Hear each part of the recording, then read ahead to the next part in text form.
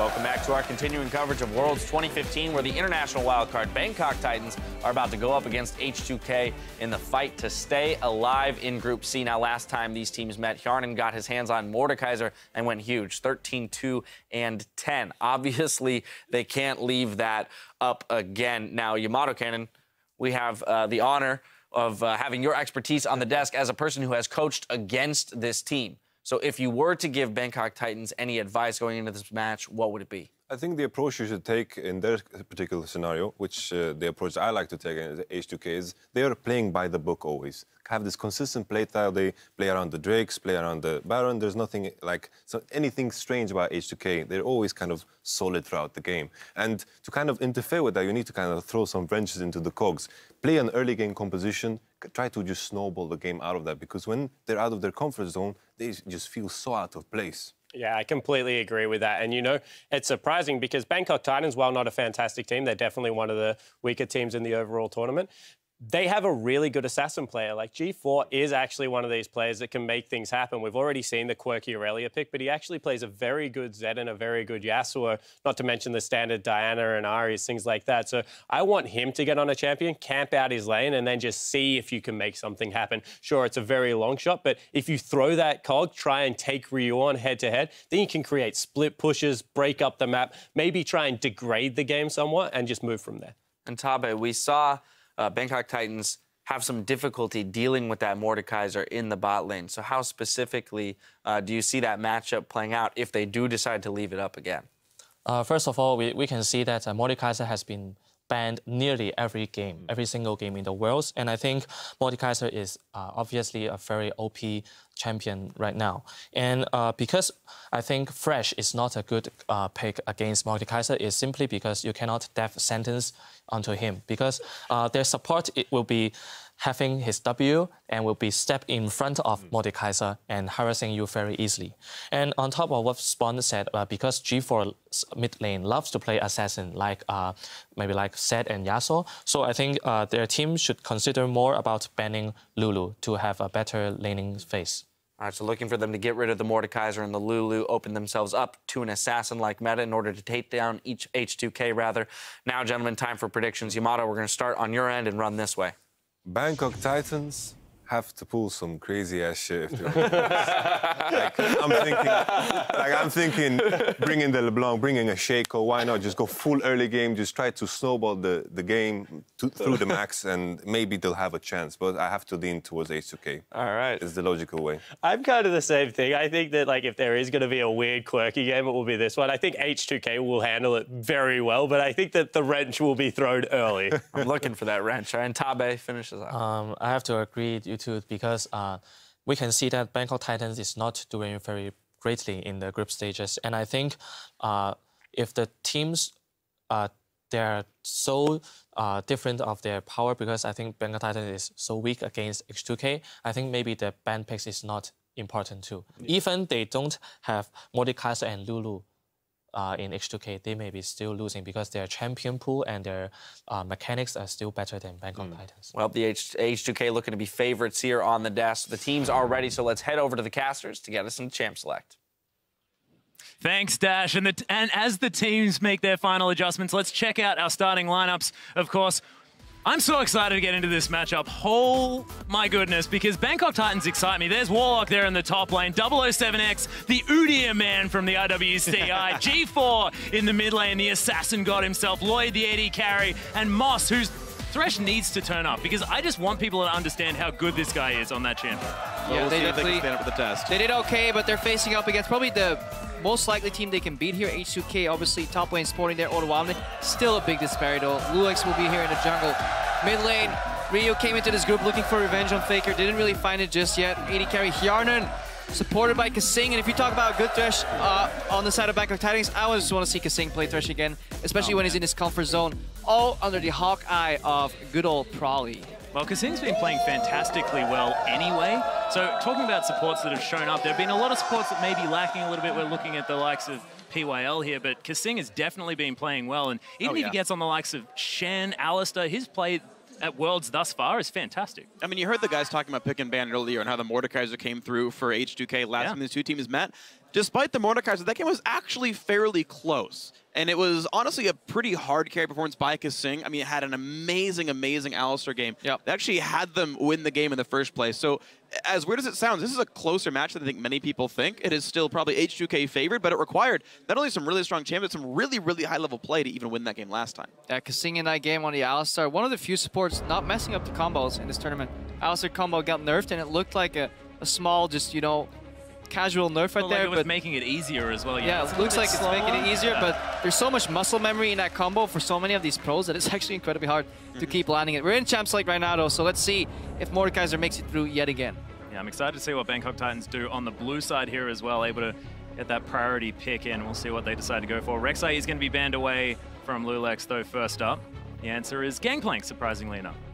Yeah, Freak touched about it earlier in the last Champs League. These high percentage bans will generally come out on the red side, so you can think Gangplank can get banned here. Maybe Kalista, if you're really afraid of her, will still be banned on the red side, because those are champion picks with too much influence if they get to the first pick on blue side. Lulu is one of those other champions right here, so that's some of the bans that we could expect out of H2K. Yeah, Mordekaiser, Darius, some other options there as well for Bangkok Titans. They're going to ban away the Thresh, so not wanting to let that go to round 2, looking to try and get a different priority pick. Mordekaiser, no surprises there on that ban. Trying to keep it even, you know, ban percentages. Well, Tabe said get rid of Lulu so that G4 has an easier time assassinating people. Of course, Ryu would be just fine on a Lulu, actually. Odoamne has actually been the big carry right now. He's actually number 2 of all top laners of this tournament in terms of damage share. So setting up Odoamne actually has been reasonably good for H2K, to be honest. Yeah, and speaking about Lulu as well, I mean, it is actually a first pick that the Bangkok Titans can go for. They are going to ban away You're gonna bench the Kench. They are definitely bottling the axolotl here. This Warlock. Not going to be able to do that, but last ban for H2K. We'll see what they do decide to take away from the Rift. And the Lulu is an option because Warlock, he plays that in the top lane. It's a safe top lane pick as well, and Warlock hasn't necessarily been the strong player on the Bangkok Titans despite being their shot caller. You may as well put him on something that can sit back and just control the lane. Yeah, well, the last game was very close. It did evolve from the way H2K dropped to the composition. You could see in the bottom of your screen last time, they played full-on assassin pick composition, but they ended up grouping for a lot of fights with it because they had Mordekaiser, so it's quite weird right here. Let's see if H2K get more of a traditional team composition right here, so because they still have a shot, you know, if they win this match right now and they beat EDG later on, they still have a shot of tying EDG, I believe, so that's definitely what they're playing for, so we may see a slightly more conventional by the numbers H2K coming out of here. And that's the thing, when we saw just yesterday, the wildcard team basically tying for 3rd place with Counterlogic Gaming, so the Bangkok Titans can live up to that and tie H2K with 1 win apiece if all goes according to BKT here. H2K definitely, as you were saying, very happy that Edward Gaming had lost the game just to go, because we might see in Game 5 of the day that battle for 2nd place between these two teams. Right now, taking their time with their first round picks on the red side. I mean, coming into the tournament, you would expect here just a generic jungle pick and a Braum support pick for Kasing. This was more in the 5.14 era, so obviously a lot of things have changed. H2K look like they still value Darius here, and Kalista obviously was never picked on red side in 5.14 because she was never open and available on red side, so she's open. Like that. I like to see Kasing play with Kalista usually because he can play even more aggressive, and Hjarnan and Kasing have good synergy when it comes to using Fate's Call, both defensively and aggressively. What's interesting to me, though, is the fact that Gragas didn't get picked up their first round for H2K because of the jungle bans, the Rek'Sai and the Elise both being gone. Gragas is basically next on the list for both these junglers here. I'm not surprised at all to see it go to BKT, but the fact that H2K cared more about the Darius than the Gragas is interesting to me. We have seen Lulex has played some Lee Sin so far, especially against teams that you'd rate personally weaker, where you think you can find more openings for aggressive ganks and just dash back. He could end up picking up that Lee Sin and have that as an option for more aggression in the early game, more snowballing, get the Darius ahead, get the Kalista ahead, and that could be the approach. Obviously, I think if H2K could, they would have picked all 3 champions at once, but obviously only 2 at a time. And instead, they're just picking multiple knockups here, of course, with G4 being able to play potentially that Yasuo. That is so many opportunities to get that last breath off, but H2K now to answer. And also, you know, just strong picks in themselves. I mean, I think Ryu can blind pick his mid laner expecting a Yasuo matchup now. Almost. Realistically, I think that's very, very likely here for him. Crap, but you talked about Lee Sin. You're right about this one. It's already had 2 Lee Sin bans against him in 3 games so far. This, of course, being the 4th here for Lulex. So if we go by popularity, that's probably next up for him. It's pretty hard to draft here for H2K because Bangkok Titans, they've picked 3 champions, but they're so generic that they can go into pretty much any direction with it. They fill many different roles. They don't really have any weaknesses. We see the expected Lee Sin come out here, and we have the Kalista Annie lane that is incredibly potent with trading and just blowing people up. We could see a TF come out here, but Rio just wants to wait because he doesn't really want to play that matchup TF into Yasuo. So this is probably a little bit far-reaching, but back when probably was a mid laner over in North America, Annie was his Yasuo counterpick, actually, because so many of her spells go through the wind wall, targeted stuns useful. This seems very unlikely, but... Where did it get him, though? It got him to Worlds as a coach. His mind for the game much better than his mechanics. That's true, and I mean, that's what we're talking about here, so that certainly works out, but Bangkok Titans now with 20 seconds to go. They have to round out this comp. We'll see whether it is going to be the Yasuo, of course. With Lulu heading towards the top lane, it means they can balance out that magic damage and physical damage, so it is an option here.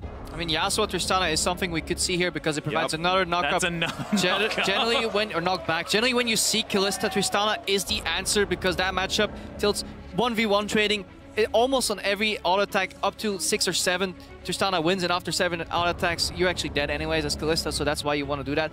The matchup against the range support makes it tough, though. Alistar can't really punish Kalista Annie, so we may still see a lane swap necessary to get through the early stages of the game here. All right, well, Ryu to play his 4th mid laner in 4 games, we expect. Already played LeBlanc, already played Lulu, already played Echo. And maybe he goes back to LeBlanc, actually, for the matchup itself. Slow on wave flare then. Snowball again, but again, last time when H2K faced off against Bangkok Titans, they went full-on assassin. Their wave clear mid was Echo, I believe, so not all too worried about that, it seems. They just want to blow people up with this composition. No, Lissandra comes through, so a different point-and-click stun for this champion.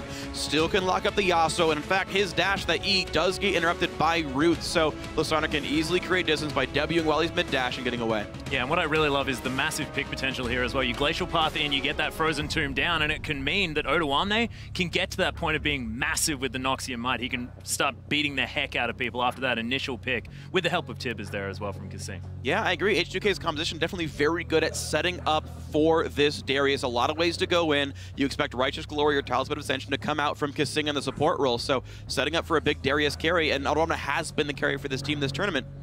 See if that works out for him. Incredibly well-rounded composition for BKT, though.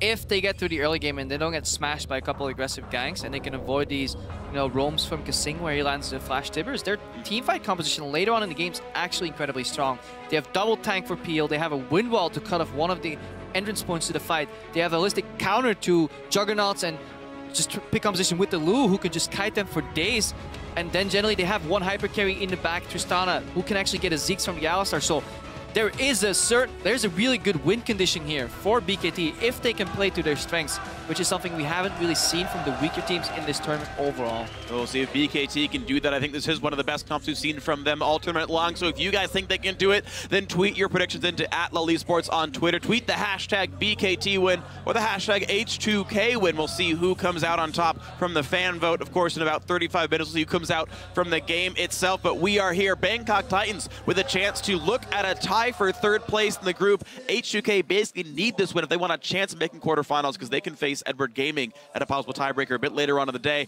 Guys, let us know how it's going to go because our game is going to get started in just a minute. Yeah, just a minute. And of course, G4 on his Yasuo as well. Incredibly excited to see this. I mean, we saw it all through the IWCQ when they qualified here. We saw it before at IWCI as well. This guy loves his assassins and really wants to be able to set this one up. But I like the fact that they've also included a whole lot of skirmishing and team fighting prowess here because this is a team that doesn't necessarily focus on, the macro play moving around the map. They just want to fight you at any possible time ever, and they just don't think about it. So, I mean, giving them a lot of tools to do this as well. Yeah, we do have a bit of a short pause. That's why I was already getting caster position close to the screen. It's like, oh, coming back to us. But yeah, what BKT have to be incredibly careful of is this wealth of AoE crowd control, whether it's a Fate Call, knock up on multiple people followed by a Tibbers, or the Sun, or just diving to your backline and pressing R on herself. If they can survive that initial wave of damage, H2K, they kind of drop off the grid when it comes to damage unless Darius gets that reset. That is what they're looking for. One kill and all hell breaks loose, because if Darius doesn't die 5 seconds later, you touched on it, the 5 stacks coming out, then things do get rough. Yeah, but what they do have is a lot of ability to get that first kill. That's sort of the whole point. They sort of looked at Lissandra and went, okay, well, at least we can now just completely pick someone off and get this fight going in their favor. Plus, Rend as well, fantastic kill securing ability to try and get this Darius going.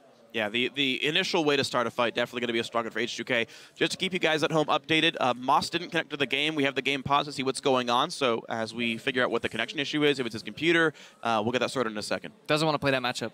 Playing Alistar is incredibly, I guess, it's a bit of a boring matchup into double range because you have to spec into heal early, so you basically become a heal bot, and then you rely on Lloyd. Stomp around yelling a lot is what Stomp around yelling while you hope your AD carry avoids poor trades 2v1, and you just want to go even on CS up until the point where somebody overextends or you get a gank, and then suddenly that combo becomes gold for engaging, and then you can get the kill. I want to ask you about a matchup actually here. Talking about Annie, because I went and looked at picks and bans and the builds that players had. When Mako played Annie up against SKT last week, he actually maxed the Q, the single target damage, disintegrate on Annie. Is that actually normal? I thought it was normally W for like more AoE burst. I've always liked playing Annie with Q max because I feel in an entire rotation your Q will come up again and you can do a 1 extra damage spell. But overall, when you look at team fights, the second your W hits 2 people and you want to go for multiple people Tibbers, then W kind of trails ahead. I don't think the cooldown shifts on any of the abilities. I think Annie's Q and W are static, so it's only damage. But Q is half the cooldown of a W. So overall, you're more likely on single targets. Q max is better. If you're very confident in yourself and you think, well, I'm going to consistently land multiple man Tibbers and Ws, then W max is the better approach. But for short lane trades, if they happen to go as far as 5 seconds, 6 seconds, getting the second Q with more damage in as they walk away could win you those trades. But we've seen this tournament so far, very few bot lane trading, because every time you step forward for a trade, well, you have 2 teleports behind you, and then you learn your lesson. Yeah, I was actually going to mention the 2 teleports as well, because we were talking about Bangkok Titans, the fact that they don't necessarily move around the map quite as well, but now we've got H2K with the double teleport. The fact that now Bangkok Titans, they need to be very careful about where they're moving on the map so that they don't get caught out by what they use to get themselves here in the first place. Yeah, well, it's going to be the thing to watch for. G4 not with the playmaking to get around the map. He's going to be all about the one-on-one with the exhaust in the mid lane. Double TP from H2K, going to be trying to make, again, those aggressive moves all around the map, trying to make things happen with all their engage tools. Yeah, and Ryu is actually just an incredibly smart player when it comes to that. When H2K play triple carry comps into double carry comps, Ryu is actually very smart, and he likes to trade his life to just take out another carry. And if you do that equally, suddenly the game becomes 2 carries versus 1, and it's incredibly hard to just win a fight on a single carry. As we saw one game in the European LCS, Ryu was playing Twisted Fate against SK Gaming, and he would continuously just dive in, take out one guy with him in his grave, drop dead, but that way the fight would propel forward in a manner that Hjarn could continuously clean up untouched in the back. We may see this exactly the same if Ryu plays that way on Lissandra. But the game is unpaused, ladies and gentlemen. We're on to the Rift for the Bangkok Titans taking on H2K. Bangkok Titans looking for some revenge to try and get themselves a win on the board. And meanwhile, H2K looking for their path into the quarterfinals. They win here and they beat Edward Gaming a couple games later. They have that ability to tie break if all else goes according to seeding. Well, Moss and G4 now hanging out in the river. It's a pretty standard defensive start here. We've seen a lot of teams grouping up, trying to get that deep vision. But this time, everyone's just chilling out, observing the waters at the moment. 30 seconds. They're pretty waters. Yeah, well. Nice waves going through. Exactly. Beautiful. Slightly girls with bears on their back as well. The scenic route of Summoner's Rifts. Slightly losing matchup in the bot lane, as we touched on earlier for Lloyd and Moss, but it's manageable with heals. Whereas Darius kind of gets countered by Lu pretty hard in lane, gets kited, gets denied, range versus melee. So does Nar as well, that is apparently. When you face Bengi, most things are losing matchups. Bengi wins any matchup. So this is why actually Odoamne is opting into double jungle to get past those rough early few levels. Also, Darius Lee Sin has a pretty decent double jungle overall. H2K initiating lane swap here. And they secure themselves 2 quadrants of the jungle, so no 3-buff shenanigans, anything. They may actually get more if they actually invade here on the enemy. We may see that from Kasing and Hjarnan. I think this is really smart just in general as well from H2K, because it was a weakness that was worked out by a lot of the other IWC teams when the Bangkok Titans were actually getting here. Is we do have a little bit of an invade coming through. Warlock does manage to get away, but 007X taking a lot of damage. Ooh, they take one a of the blue Sentinel. pieces That's taken. a big deal. Now G4 winning in the first trade against Ryu, though, so advantages across the map, but I think it's definitely a better one for the HK duo lane to steal part of the blue buff away and really screw this duo jungle. Yeah, you can't afford to start there with no wards defending the jungle entrance. You know if you've played any scrims, you know that this is a viable strategy. If H2K opt to predict the lane swap or lane swap themselves, this is exactly what they're going to do almost every game. This isn't something new. BKT should have been ready for this. Yeah, this is the weird thing. Like, from all my experience playing competitive games, things like this are very easy to practice against 0 people. I even, like, had a team where we practiced lane swaps at a 5-0 just to get the repetitions down right. So that's honestly very surprising that BKT screwed this one up, but they're behind because of it. Well, it's what Bangkok Titans couldn't do. They couldn't actually work out how to play against a lot of these lane swaps. It was considered their weakness, and then they used double teleport to try and make up for that issue, the fact that they just try and get themselves into a regular laning scenario. But happening this time, and Lulex is just going to come in and say thank you very much. Yeah, Moss did the same thing Kasing did, he just did it later. He's like, oh, support's moving into the enemy jungle instead of sitting in lane. That's a great idea. I'm going to do that too. He moved in, but it's too late. They're behind on the tempo. Probably like stating it whenever you talk to him about lane swap, he says they're behind on the play. And H2K right now, they're ahead on the play because their tower is already melting. The wave will be bounced back for Odawamne, and he will spiral ahead in what initially was a losing matchup. This is really impressive as well by Hjarnan. He's actually saving auto attacks, making sure he's rending to last at everything, just optimizing the amount of damage he has to deal to the minion waves. They're setting up this turret, and looks like they're giving the gold to the AD carry. Mid lane matchup, still a close one. Exhaust used for not much. You can cancel Lissandra's E if you knock her up roughly in the period where you predict her to use her E. So if that knockup came slightly later from G4, Ryu would not be able to proc the second part of his E and then relocate. That means Ryu would have likely had to flash. So that's a matter of not even seconds, just like milliseconds. Where that knockup just came slightly later. G4 could have actually forced the flash there in the mid lane. Maybe that's why he exhausted. Well, Bangkok Titans are going to utilize the fact that Tristana pushes turrets extraordinarily quickly to lock down that turret despite being a little bit late to that party. And both mid laners did head back. Well, actually, Ryu, he's made his way back towards the lane now. And Odawamne right now didn't preserve that perfect freeze because he knows he will be matched. When Darius bounces away towards himself, he wants to farm that for a while, but if somebody comes in and pushes him under the tower, the benefit of that freeze is actually turned around against you. So now you can see Odawamne starting to push out in the top lane. Then he frees up as a resource as well, and H2K can move him around the map. They actually like diving bot lane with freeing up the resource that is Odawamne. If not, they'll just swap the lanes around and keep him away from that Lulu, avoiding that poor matchup, and propelling his farm. Look at it, 16-3. Yes, that can even out, but it'll take time for Warlock. In that time, Odawamne is free to do whatever he wants on the map. And we'll see where he goes. Track it for the next couple of minutes here. Right now, the bot lane matchup already looking good for H2K. You can see they're plus 10 minions right now, and you talk about double range versus a melee support, and you can see how far back Lloyd and Moss have to play. They don't have the tools to win this matchup. Yeah, massive wave being pushed in the bottom too, so pressure everywhere except mid lane here for H2K, and they're using that to just get Lulex in a good position, potentially to make some plays, find the enemy jungle later on. Yeah, a lot of damage coming down there as well as Hjarnan gets a lot of spears into Lloyd. Moss hanging around. They do have G4 cheating towards the bottom side. Actually, there's going to be the pulverizers. Kasing Moss used the flash to get back out. Exhaust down onto Hjarnan as there's the flame bonus left, and he misses it. The slow goes down, and they're now focusing on this Callista as Lloyd few spears in him, but not enough. G4 even making his way into the party, but Odawamne's here as well. Is Kasing going to fall down? The heal comes out. Nice flash after the E as G4 is going to have to back away. Headbutt to try and disengage as everyone's here for the bottom lane party. What an amount of misplays right there. Beautiful opening from Moss. That Q flash into W was absolutely the correct play, especially if your jungler is coming around the corner. But then jump should be buffered so it procs on Annie, or not use it all, so you can still get her when she runs. Hjarnan was overextended trying to peel, but he didn't get punished. The fact that 007X misses a body slam flash is an incredibly large misplay. He could have just gone for Hjarnan instead of trying to greed for Kasing. And if you hit Kasing, you kill him, and that's actually a good play, but to get nothing at all for a summoner spell, huge mistake. Well, Lulex is actually, I believe, discovering 007X here, but doesn't look like 007X is going to be in too much trouble. G4 making his way around. Sightstone already done for Lulex. Actually rushed that item first. No longswords, no upgraded smite. So he gets to invade for free here, which has got to feel good as a Lee Sin player. And Lulex very often gets the criticism that he doesn't help his lanes. So, well, I'm just going to ward for them. Let them help themselves. Hey, it is helping. I mean, he is playing Lee Sin. If he's just trying to play a farm game against Kraken, it's not a good way to play the matchup. So maybe we'll see more from him, but you can see the attempt at a trade right there. 3 to 4 hit Ren definitely does a lot of damage, and keep in mind there's still a Vamp Scepter on Hjarnan here, so he's going to have an easy time taking trades like this. The thing to be said for Lloyd is the fact that he's now caught back up in that farm, only a couple behind. Yeah. A little bit more of a wave there for Hjarnan. G4 is still just clearing out this minion wave, and we'll see. He's tied with Ryu. Yeah, how this top lane, middle lane works.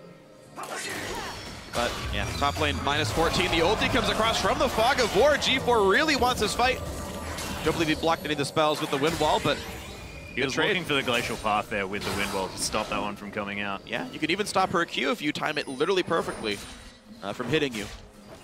Instead, Ryu just walks away casually. Lose half his health, but he's got some potions to stay back up with, so it shouldn't be too bad. Guessing just misses the stun there. Wanted to tag Lloyd. That would have been a really brutal trade there.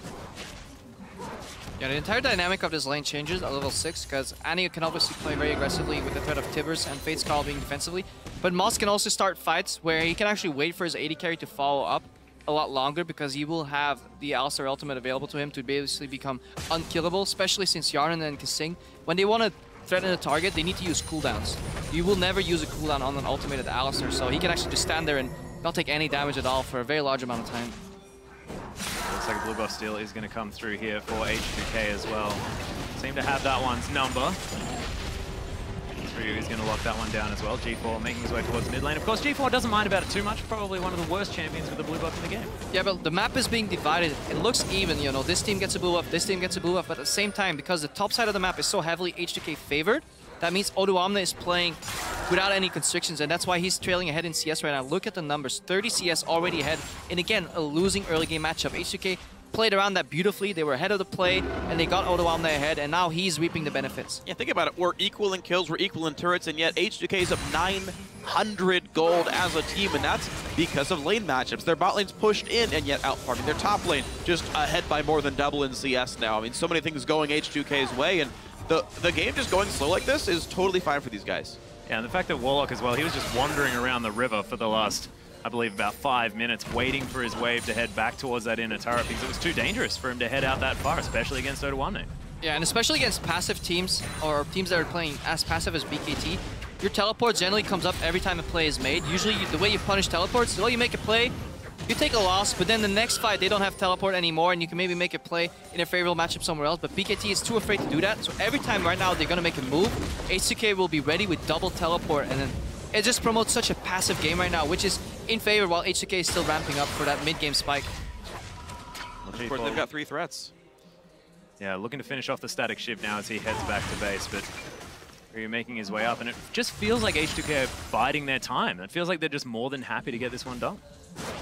So we can see what else H2K wants to do then. Of course, they're happy to wait around, but as the team that's supposed to be a bit better, we'll see what kinds of plays they can make for themselves as they hope to eke some kind of advantage. Dragon's up, bot lane's pushing, but Tristana just got to recall for BF Sword, so Yarnan's next choice should be to run away and go back to base. This trade should actually make that even more likely. Yeah, hit by Pulverize did land. There's the Rendo as the Tibbers comes down. Moss doesn't have level 6 yet. Ryu comes in. Nice exhaust, but it's not enough. Frozen Tomb onto Lloyd, but now he's able to get the auto up, picks up the kill on Ryu, jumps forward, the flash is there, but that fake score was so well timed. Kasing in there as well as 007X, so close to dead. Odoamne picks up Lloyd. Wild Growth comes in, but Warlock, oh my goodness, that shield was so good. G4 wants to find something, flashes forward, last breath is there, but he goes down so quickly, can't even pick up the kill. Huge misplay by Lloyd. He ulted Kasing instead of Yarnan. Fate's Call saved him the entire fight, turned around at the teleports. It's like Doa said, you know, Lloyd, it's your friend. Lloyd, really? Lloyd. You do that again. Yeah, he jumped in. They didn't think about Fate's Call, and again, this is what we talked about. It changes the dynamic of any 2v2 bot lane. He could have gotten a reset and cleaned up the fight. Instead, takes the wrong target, lose the fight for his team. G4 wasn't there. We were talking about what did these teams need to do. Well, H2K, they don't want to team fight 5v5, but they want to move around and make picks. Ryu was 10, 15 seconds earlier in that bot lane than G4. You can see that again on the map. Look where Ryu is on the minimap already while this entire exchange is going on. And look where G4 is at the moment. He has to path down all the way. Moss is still level 5. That's why he's not dying. I think Ryu makes a mistake here from ulting Lloyd overall. So he should probably get out of there. That's why he gets popped here immediately. But then the remaining of the fight, this is a big mistake. Lloyd also, I think, flashes. He also flashed to land the R. Yeah. On a support with Fate's Call, that is not excusable. That's a major mistake. And then the dunks come through, and the funny thing is, I called it wrong. H2K didn't even use teleports for this. Odoamne, you mentioned at the very start of the game, he pushed his wave, and he walked somewhere else off in bot lane. And they timed that with Ryu's roam as well. Ryu was already heading down. The entire team walked in the bot lane. The double teleport team all had walked in there. No summoners required. Easy fight. But that's a variation. Either you teleport to the bot lane, you walk back, or you walk there first, teleport back off into play if needed. Well, 007X has found a very large Darius here in the jungle. Explosive cast come down. He's looking to try and start something here. Barrel's going to get the slow, but Lulex is around. There's the rocket jump. Try and close the distance as the Bangkok Titans picking a fight, but I don't know whether they'll be able to find too much. That was an ult. He could have ulted Lulex and set up G4 for another attempt right there. This team still looks confused. 007X ulted Odwamna back and then walked away like, just kidding, I don't want to fight this anymore. And then kind of turned around and said, oh no, my team's coming. This is catastrophic for BKT. I mean, Lloyd could have even ultied and proc the Yasuo ulti off the back of that one too, but they just weren't aware that Hjarnan was in the bottom river. He was a little slow on that rotation. Again, because H2K is playing really good with in terms of vision denial, double pink ward. If you can't see anybody, you have to assume that they're close. That's generally the way you play the game. So that's why you want river vision. You can see somebody's trailing on the play. If they're behind, then you can punish, just like 007X being punished right here. Most definitely, as Hjarnan's going to pick it up, just presses E. Beautiful block on the body slam. Kissing walked in to make sure nothing can happen there. Really nice play by H2K. You can see the mechanical skill difference. The heal from Odwamna, and also kill him. He doesn't have flash though. Now Lloyd is going to be able to hobble out of the way of that one, but that passive was doing so much damage. Oh dear, this game is starting to really break apart now. H2K, I asked, what are they going to do to break this game open? We know they're the more skilled team, and it was very intelligent roams by these players. We looked at BKT's lineup, and after the third pick, we're like, oh, this is a Yasuo composition. They even grabbed Tristana. They have 1,000,000 ways and a half to set up G4. G4 is even winning mid lane for a short time, and yet they never set up these roams to pick people off in the side lanes. Yeah, the correct play to play around a Yasuo composition is you roam away from him. You use the innate wave clear advantage that Lissandra brings to that matchup. You push him in, then you roam away from it. Doesn't matter how many setups he has for his ultimate if he's not in range to cast that ultimate, and that's exactly what H2K did, and that is why they're right now 4,000-5,000 gold ahead of BKT. Moss trying to save this turret here as well. Hjarnan only a couple more hits are going to be able to lock that one down, but first Dragon now 14 minutes here for H2K. It's just Kasing and Lulex hanging out. There is vision available for the Bangkok Titans, but no one's here just yet, and Hjarnan's going to have enough spears in it. Yeah, look for the Bangkok Titans to just go all in for a group. That's what they want to do. They still have an incredibly team fight-oriented composition. We've dubbed it the Exodia composition, where if you combine all members right here, G4 trading with Ryu. Yeah, Frozen Tomb comes in, but there's the stun. Everyone in for the party. How about some overkill there, H2K? How about you go to the source of the Yasuo? You get him himself, multiple point-and-click stuns, easy pickup. That wasn't too hard there. H2K now with so much deep vision. You've been talking about the whole game, Crepo, and definitely know exactly what's going on. Even their sweepers are used in unison there. You saw the smallest of Venn diagrams there. The circles barely touched, making sure that little section of the jungle had no wards in it to make sure these roams are going to continue to be safe. There's a pink ward as well, so that entire strip, that normal path you take to and from mid lane and that left side of the map, unobstructed by vision, they can keep using that until BKT rewards it as they do now. Yeah, Odwamna has always had the support of either a player or multiple wards near him to make sure that he can push in his melee versus range matchup, and then just get the control and then leave. That's the way H2K have been playing, mostly because Hjarnan and Kasing, they've played with less resources but still trade out ahead because they were just a superior duo bot lane overall here. So H2K individually outclassing, but also in terms of approach to this game, just a step ahead of Bangkok Titans the entirety of the game. Kasing now with distortion boots as well, so a roughly 4-minute cooldown on flash now means, again, more plays can be made. This game is opening up so quickly. The next 5 minutes probably going to be very explosive, with H2K earning a lot of their gold very soon. Odwamna actually looking for something here in the mid lane as G4 is getting a lot of attention. Of course, this guy does tend to be the carry for the team, but does like to split push, make himself a nuisance on the side lanes, but at the moment still just hanging around here in mid, and Kasing is the scariest little girl I've ever seen. Have you seen The Ring? No, that's definitely too scary for it. I mean, if you compare the visions right now from H2K against Bangkok Titans, it is the complete opposite. H2K have a wealth of deep wards in the enemy jungle. The only really ward that trails ahead of the river is one ward around Scuttle Crab here from Bangkok Titans that sees Dragon. That's all they have. All their other wards are so far in their own jungle. So they're playing on a third of the map, and H2K, they're playing on the remaining 2/3, and they can map out exactly where you are. And H2K, if they avoid the one way for Bangkok Titans to win this game, which is allow them to group, they can simply just tear them apart left to right, split push, and then collapse when a pick. That's the way they usually play. Push out side lanes, force somebody to defend rather, and then collapse on one of the side lanes or just pincer mid. They do it really well over in Europe, usually when they play, and I don't think Bangkok Titans are ready to counter such a play. Lloyd's getting completely zoned off. There's the flash forward. Flash a little bit late there from Lloyd as the kick lands as well. He smited the creep.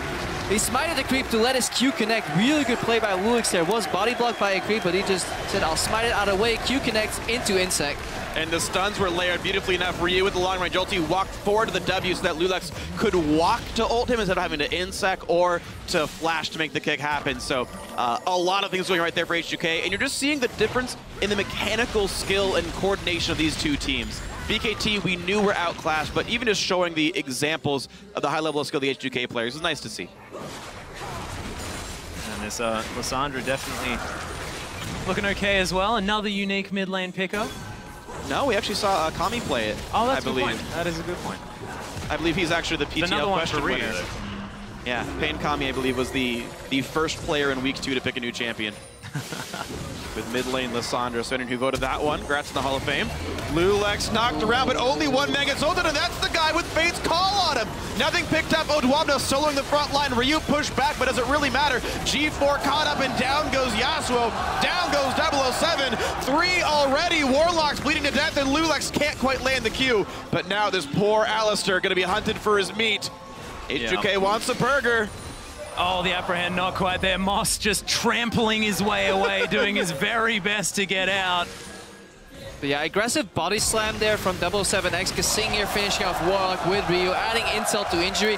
And when that knock-up combo fails, Odoano just says, thank you very much, and he just cleans up that fight entirely. They don't get Moss. He's not German. Yeah, at least he gets some deep wards right now, so that's something for Bangkok Titans. But overall, H2K really win that fight because BKT can't even get their favorable combo off. Like, that was a two-man knockup. You can suspend both people there, but if you just go for the Annie, then obviously Fate's Call comes in again. So we can watch this one again here. The knockup, and he can't quite get it on the right person. Literally no damage dealt. A big knockup from Moss. Like, if he waited for that one instead, and he got Hjarnan and Kasing and Lulix together, it would have been beautiful here. But Ryu and Odwamna, basically together, those two take the backline by themselves. Tristana's already dead. The Gragas now isolated away from all his damage dealers, and it's just so easy to clean up there. And Ryu showing actually it was Mylon who played the Lissandra, how to do it right. And yeah, just Bangkok Titans, they're not mastering their own champions. They've made critical errors when it comes to playing against Fate's Call twice. Right now, Lloyd has been jumping in aggressively, using his flash even to interrupt his own jump. We saw 007X with the right play. Your group, you want to get a knock-up combo, but it's incredibly telegraphed and on the wrong members. You want to go for carries, because even if you kill the support and maybe the jungler, you're still going to lose out that fight, because H2K playing triple threat here. And it's even Tank Lee Sin, right? He went Cinderhulk, got their Sightstone there, so it's not like you're removing one of the damage threats. It's not even easy to kill either, so unfortunately the execution lacking here for BKT. And again, part of that is H2K making sure they're in the right place. Hjarnan, never the one in front, still 0 deaths in this game. Ryu only dies when it's for a good trade for his team, so the option's not really even open for BKT. Yeah, and H2K now just preparing for Baron. You can see so many wards around the area, but they're just clearing out the turrets while they can. G4 looked like he was trying to get something happening, but at this much of a gold deficit, what can you do? Odoamne is going to get caught out of position just a little bit, kicked underneath the turret, but look at the heal coming through. 007X is already dead. The shutdown finally comes through, but is it going to be enough? Warlock's going to die as well. It's a double kill for Hjarnan. He's now hunting for more blood. Lloyd's going to fall shortly after as Ryu had picked up G4, and H2K is so far ahead. That was absolutely the correct play to make for Bangkok Titans. Sadly, they were just too far behind for that to even work. They beautiful chain, layering CC on top of Odoamne, the biggest threat, the biggest carry, but he was just too tanky, gets 1 Q off, and suddenly that fight is lost. And so is this inhibitor here as well as H2K. 3 dead on the side of the Bangkok Titans, able just to take control of this base. There it is. 21-minute, 23-second inhibitor kill. H2K gonna put the record at 2-2 if they can close out this game. Same record as Edward Gaming, so that again will be the match they're looking for later in the day. Moss cancels Ryu here. And they're gonna have some people showing up. Warlock. Pixie. Oh, good flash by Ryu. And the thing is, you have to time that right, because Pix will follow you after the flash and get you back into range for the Glitter Lance. So, fortunate timing there. Ryu guessed it correctly. And Moss still trampling around this river. Sonic Wave doesn't land as Hjarnan's trying to get some pierces across. Odoamne's back though, he wants more. Actually lands the Q somehow, so he gets the heal off that, puts the bleed stack in. Now he's in the front line. G4 puts the windmill out to isolate Odwamna, but he's walking back pretty safely. Knockup does not reach Hjarn. Then there's the push in onto Odwamna. Exhaust is on, and they will pick up that kill. The fight continues with too much damage coming through already. 2 kills for H2K. The third should be easy. Warlock flashes after ulting himself. The disengaged Lulex. Yeah, the knockout flash, and it looks like Bangkok Titans looking to try and just make sure they don't lose too much from this situation. Odwamna is dead, but with a teleport, and Lloyd actually rocket jumping very aggressively. Sonic Wave is going to land, but the re-engage not going to come through. And Buster shots him out of range. Can't get enough burst there. Lloyd's just too far behind. Hjarn then takes a crit to the face, but who really cares? Ren's going to take him out. Hjarn is dominating 6-0-7. Just the unsung hero of this game, just picking up all of the kills off the back and so much consistent damage here for this Kalista with her 2 items. Yeah, Hjarn, generally the more consistent player on H2K. You can always rely on a really decent to good AD carry performance from him. Especially on Kalista. I think he's mastered over the year, or not over the years, but over the months there in the European Summer Split. So? And he actually completed a Bloodthirster from a longsword as well. So when I said 2 items, I meant, 3 now, pretty quickly. And the thing is, even though I suppose mathematically Last Whisper is a little bit more damage per gold here, there's just so little armor that doesn't really matter, and the extra lifesteal just, it's a bit safer. He's facing up against the Yasuo and whatnot. Item builds aren't really that important, but Hjarn then making sure he's pretty much unkillable in this late game. Yeah, he's the only really threat that was slightly killable still on Bangkok Titans' side. They're funneling the damage to Odwamna. That's what they're doing, because positioning-wise, it's already incredibly hard to touch Hjarn in these fights. That means you gotta go for real well. He has Zhonya's and a built-in Zhonya's in his ultimate. Who do you focus? Darius. Well, who likes champions to be close to him focusing him? Darius does. So overall, it makes sense. It's easy to analyze it this way when H2K is 17,000 gold ahead, but sure, still need to itemize correctly. Now with the Baron as well on top of that. So H2K now looking to push up these waves and get the last remaining couple of inhibitors as G4 and Moss trying to hold off Odwamna, who's just a one-man wrecking ball at the moment. And looking at ahead at the match against EDG, momentum is very important, especially when multiple games get played on the same day. EDG maybe a little distraught by the way they got dismantled by SKT, and H2K could feel confident here. I think the average level of play still was higher in the other game, but Lulex now gets caught.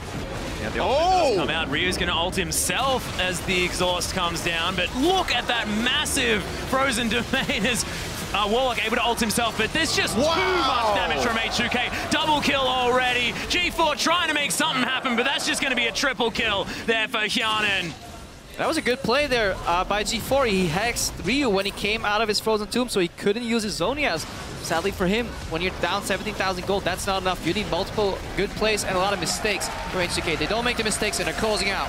Yeah, this one is just the gold lead here. The very end, though, we actually have some very good plays. 007X had body slam ready for the glacial path jump as well, so Ryu was done when he first got in, but it's far too much now. The gold lead's there. A 25-minute win in the works here for H2K. They improved to 2-2, and the chance at making the quarterfinals is still alive.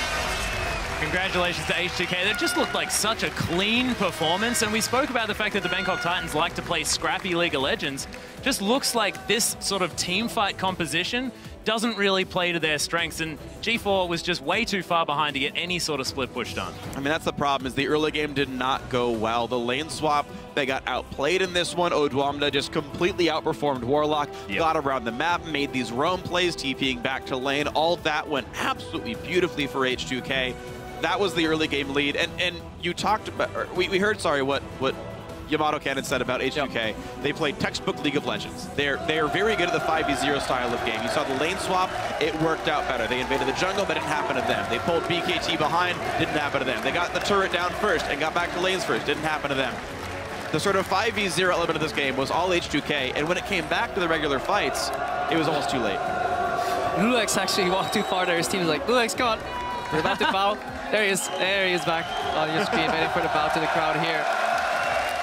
But yeah, Bangkok Titans, they could have done their research better, because the plays that H2K made here, they made already in the European LCS. That lane swap style was nothing new, nothing surprising, and they just started with an incredibly greedy start, not defending their weak side of the jungle where you can get punished the hardest, your double jungle. Fell behind in momentum, tower falls first, bounce wave to Odwamna. Once he potentially gets threatened, he makes that bounce wave into a push advantage, frees him up again. Suddenly he can move around. Eventually, Ryu breaks open out of that mid lane. He roams bot. There's no Yasuo setup anymore, and everything falls to pieces for the Bangkok Titans. So they had a good composition, but they didn't play to their strengths, just as we expected. Yeah, and the team fight, the dive there in the bottom lane as well, where Ryu did actually fall down, but then the rest of the team picked up so many kills. How there were just tiny amounts of health on the members of H2K. Bangkok Titans must have thought if we had have done this slightly differently, if this had have gone slightly better, then it would have been a much better situation. You mentioned the fact that the Buster Shot was used on the wrong targets, this sort of thing. That could have definitely weighed on the minds of the Bangkok Titans moving into the rest of the game, because that was the biggest swing.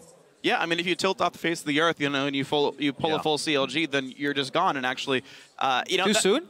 Possibly. Never too soon, because now all the NA faith with Cloud9 or TSM, so it just advances forward for all the NA fans out there. But I mean, no, this was a game of BKT. I mean, obviously showing that they were an outclassed team. There were a number of mechanical misplays that even you or I, who are no longer on this stage playing, can point out and see things like, okay, that should have gone better. That was the choice should have made. It's always easy to point the mistakes. Well, I know, of course it is. It's really hard to execute them, but it's in a heated moment. It is excusable in a sense to forget about Fate's call, but if you want to advance out of groups, we're here at the world stages, you can't make those, you can't afford to make those mistakes, especially not when you're already holistically or macro level wise outclassed by another team, which used to be one of H2K's strengths until the other teams caught up and read their plays. H2K have pulled similar plays and gotten hard countered because people predicted their map moves.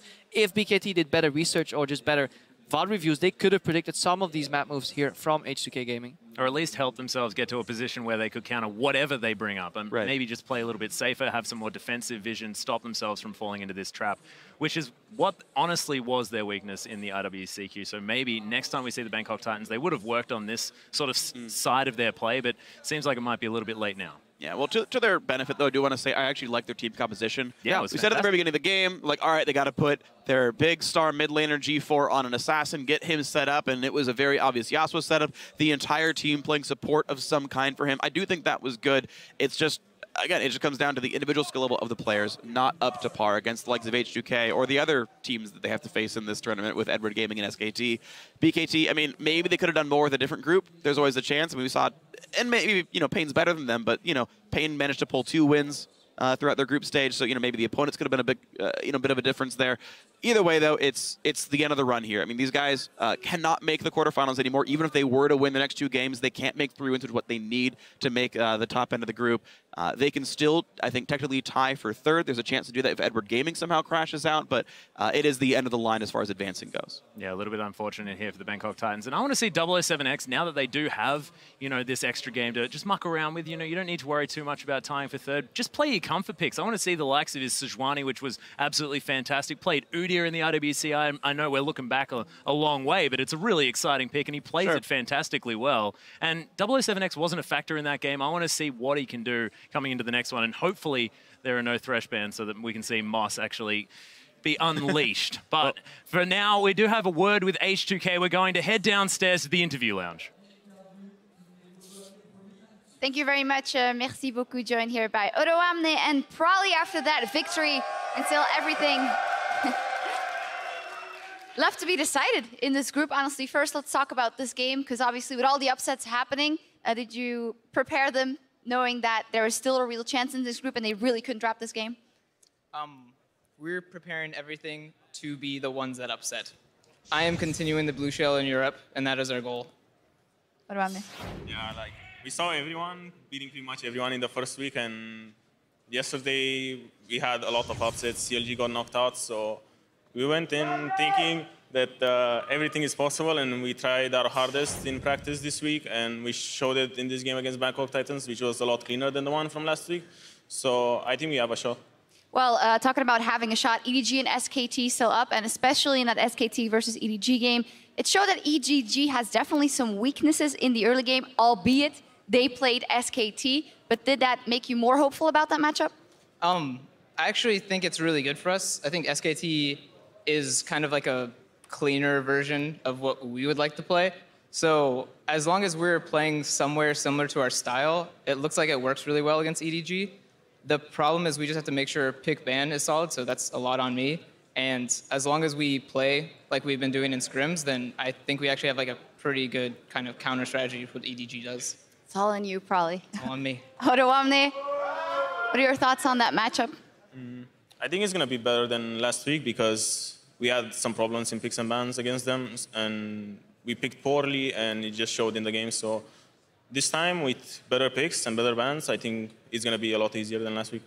Well, in all honesty, in the individual performances, you definitely had some good games, even in the games you were losing. What do you think of the matchup specifically versus Amazing Jay, as a lot of people have pointed out that he could be a weak spot? I think he's definitely weaker than Maren. Amazing Jay was a lot easier to play against in lane. He makes mistakes, and it's easy to exploit them. But against Maren, it's really hard.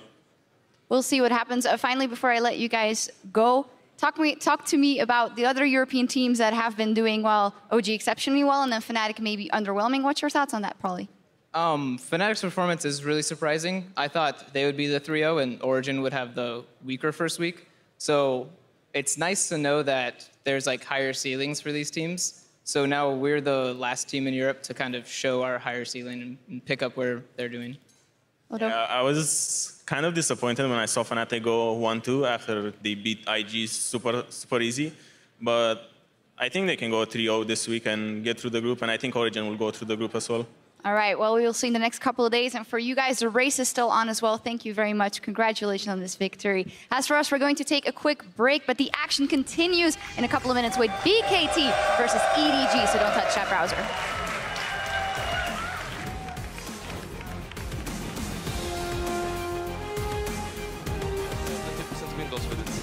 I'm not saying that, you idiot. He said it, right, Pauly? Yeah, he said it. Yeah. Jumps forward, the flash is there, but that fake score was so well timed. Kissing in there as well as 007X, so close to dead. Odwamne picks up Lloyd. Nothing picked up. Odwamne soloing the front line. Ryu pushed back, but does it really matter? G4 caught up and down goes Yasuo.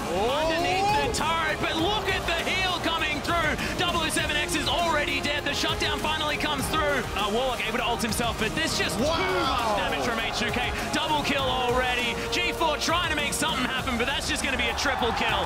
They improved the 2-2, and the chance of making the quarterfinals is still alive.